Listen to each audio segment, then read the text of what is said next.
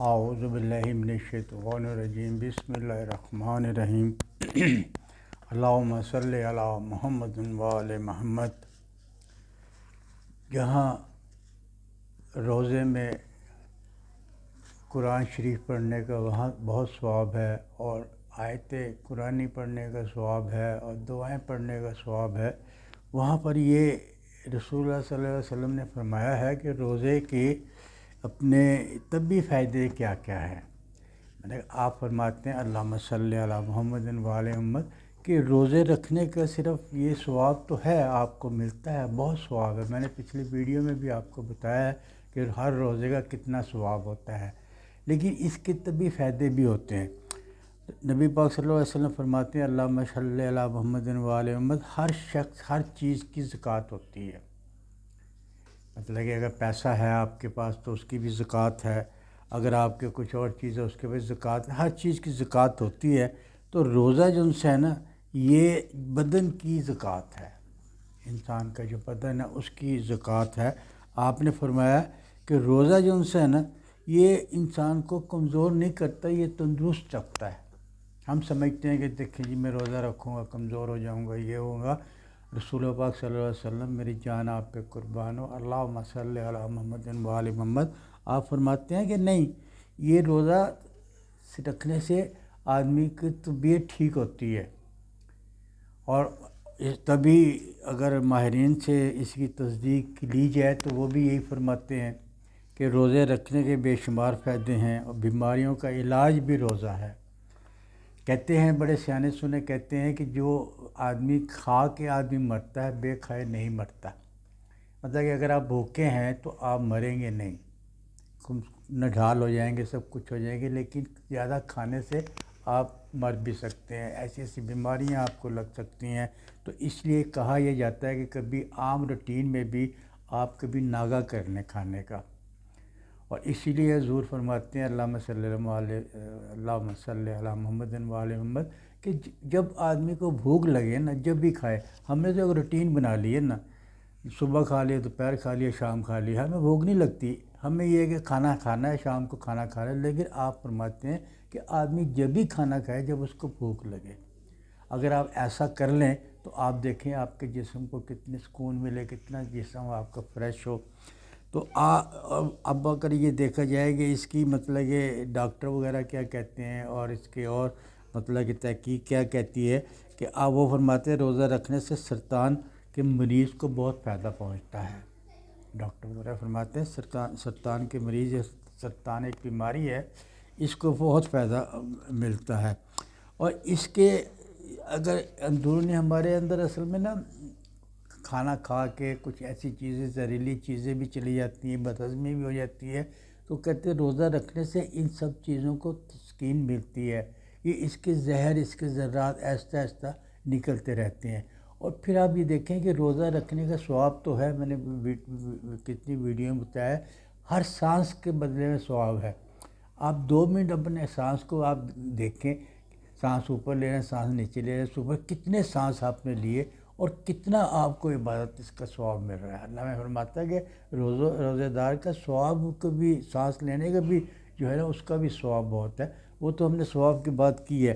تو اس لیے یہ جسم کو تعمیر اگر کرنے کے لیے، جسم کو اگر تندرست رکھنے کے لیے روزہ بہت ضروری ہے، روزہ رکھنا چاہیے اور یہ بھی فرماتے ہیں ماہرین جو ہیں نا، ڈاکٹر وغیرہ، وہ یہ بتاتے ہیں کہ زکام، نزلہ اور سرد کے مریضوں کا اس سے افادہ ہوتا ہے۔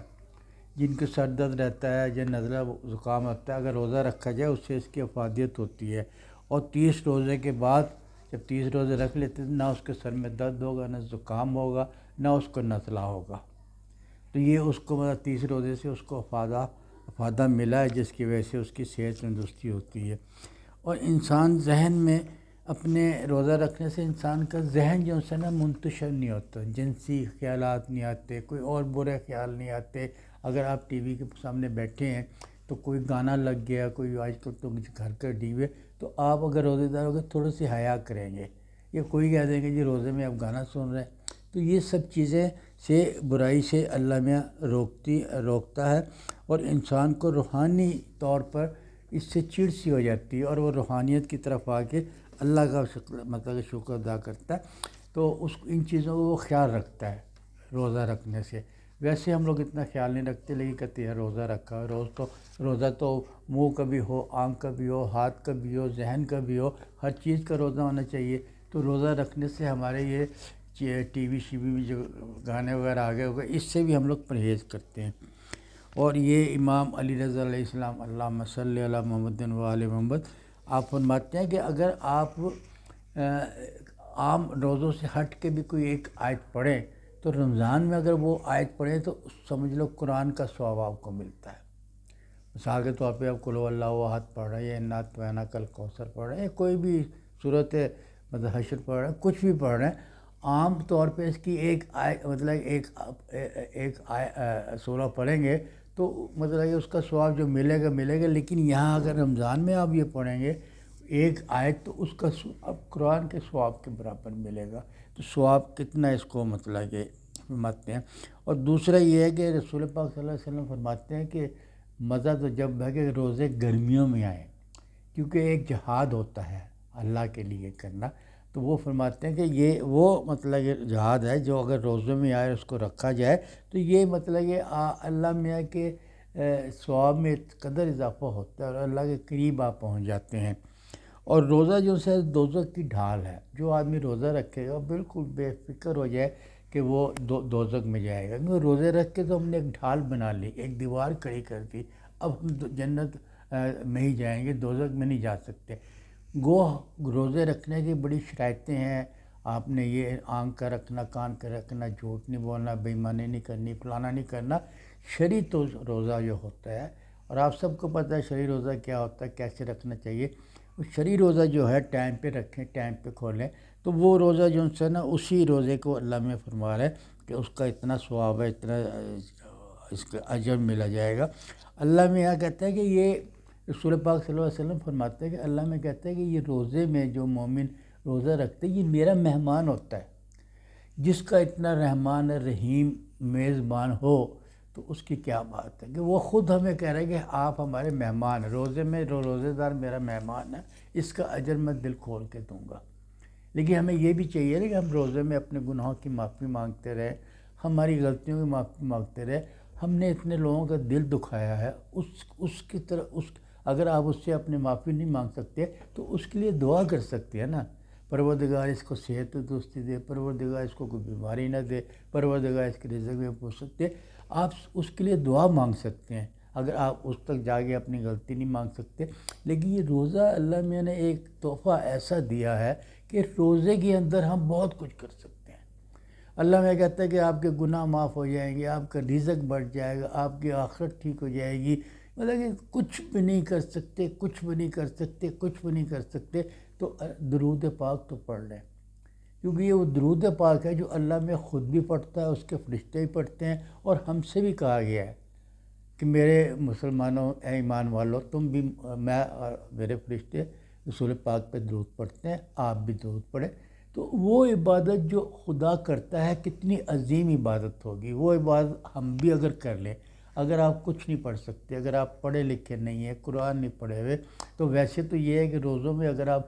کچھ نہیں پڑھے ہوئے، قرآن شریف کھول کے اس کی انگلی پھیرتے رہے، اس کے لفظوں کو دیکھتے رہیں، جب آپ نے پھیر دیا پھر صفحہ اس کا الٹ لے، اس کا بھی آپ کو ثواب ہے۔ یہ روزہ اتنے عظیم مہینہ ہے رمضان کا کہ اس کا اگر قرآن کو کھول کے انگلی سے بھی آپ چلتے رہے، اگر آپ بسم اللہ الرحمن الرحیم، بسم اللہ الرحمن الرحیم، بسم اللہ الرحمن الرحیم بھی پڑھتے رہے، اگر آپ قرآن نہیں جانتے، عربی نہیں جانتے، اگر آپ اردو جانتے ہیں تو آپ اردو میں اس کا ترجمہ پڑھ کے دیکھیں اس رمضان میں نا، آپ کو کتنی چیزوں کا علم ہوگا۔ اور ثواب کے لیے آپ اس کو اگر کہتے ہیں قرآن کی طرف دیکھنا بھی عبادت ہے، سننا بھی عبادت ہے، پڑھنا بھی عبادت ہے، تو آپ اس کی طرف دیکھتے رہے، دیکھتے رہے، دیکھتے رہے۔ اور روزے رہنے سے اس کے جسم جو ہے نا، اس کو حکم یہ ہے کہ اس کے جسم بھی ٹھیک ہو جاتا ہے، اس کا دل بھی ٹھیک ہو جاتا ہے، اس کی آنکھیں بھی ٹھیک ہو جاتی ہیں، اللہ کی عبادت کرتا ہے، دعا کرتا ہے، اس کے چہرے پہ معصومیت بھی آ جاتی ہے۔ اور روزہ تو ہمارے لیے بہت سی چیزیں لے کر آتا ہے، اور سب سے بڑھ کر کہ ہم سال کے بعد اگر اللہ کے قریب ہو جائیں، اپنے گناہ کی معافی مانگ لیں، یہی اللہ چاہتا ہے۔ اور اسی رمضان میں ابھی ليلۃ القدر بھی آئے گی، 19 آئے گی، 21 آئے گی، 23 آئے گی، 25 آئے گی، 27 آئے گی، وہ تاریخیں آئیں گی جس میں اللہ میں کہتا ہے اگر روزے میں آپ کے گناہ معاف نہ ہو سکے تو شب قدر میں اپنے گناہ کو معاف کروا لیں، شب قدر میں اس سے زیادہ آپ کو اجر دیتا ہوں، آپ شب قدر میں ادا کر لیں۔ اگر آپ کو میری ویڈیو پسند آئی تو اس کو لائک کیجیے، شیئر کیجیے اور اس کو لائک کیجیے۔